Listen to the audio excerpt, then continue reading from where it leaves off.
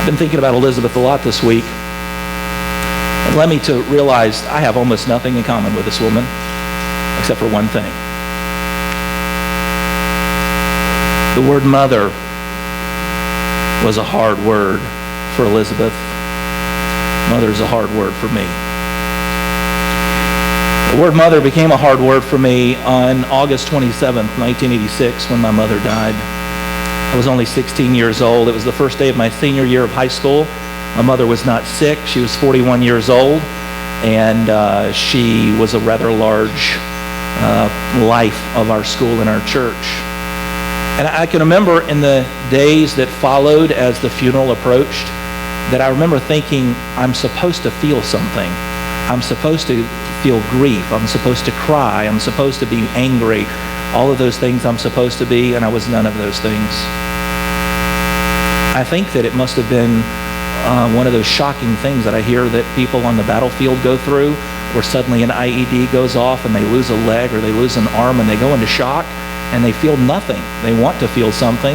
They want to feel their arm, but they feel nothing at all. It's like the pain is just too great to take into oneself, so it just all shuts down. I wanted to grieve my mother, but I really couldn't. A week later, something very weird happened in our school. We had about 400 kids in our school, and a man named Dan May came to our school. He was a youth director, and he came and he spoke for an entire week, every day, 5 days. And on Friday of that week, 1 week to the day since my mother's funeral, he had an altar call, and he said, I want 2 groups of people to come to the front, 2 groups of students. 1, you've never received Jesus before. 2, you're a Christian, you're not living like it, you need to rededicate your life, get up here. And the place unpacked.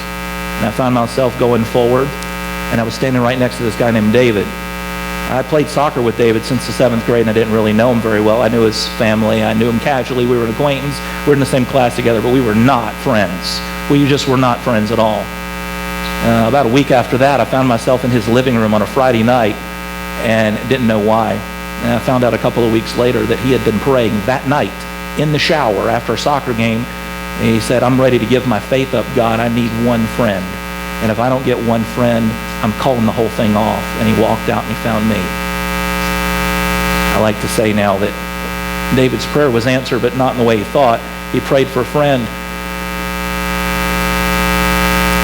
but he got a brother. I was praying for a friend, and I got a whole family. I got a mother.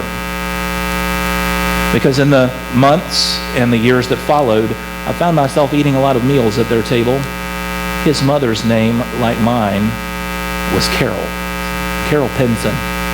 She always made sure that there was a little bit of extra food to go around and make sure that I had an invitation to come. And it was in those years that Carole Pinson healed me. I didn't know that that's what she was doing. I'm not even sure she knew that was what she was doing, but she was doing what every mother does. They take in people who need a mother.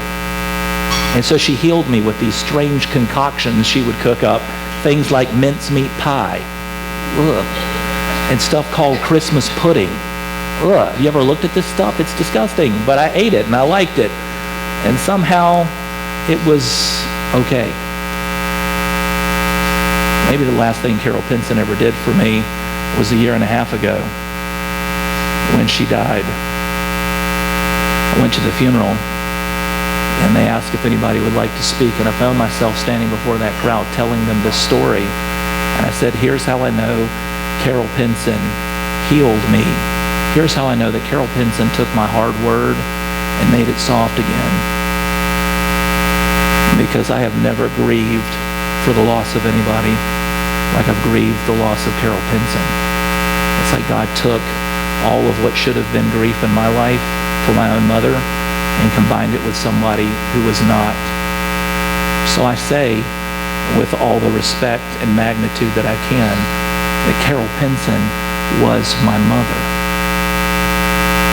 God used a strange table with this strange food and this amazing family to heal me. There's another table that Jesus has set for all of us, for those who will believe. It's the table of his supper, his communion. It's the table of fellowship in this church. and the food seems really strange, and the family may seem even stranger, but taste the food. And you'll find out that your hard word, even a word like mother, can be redeemed for you. Are you ready to be redeemed? Are you ready yet?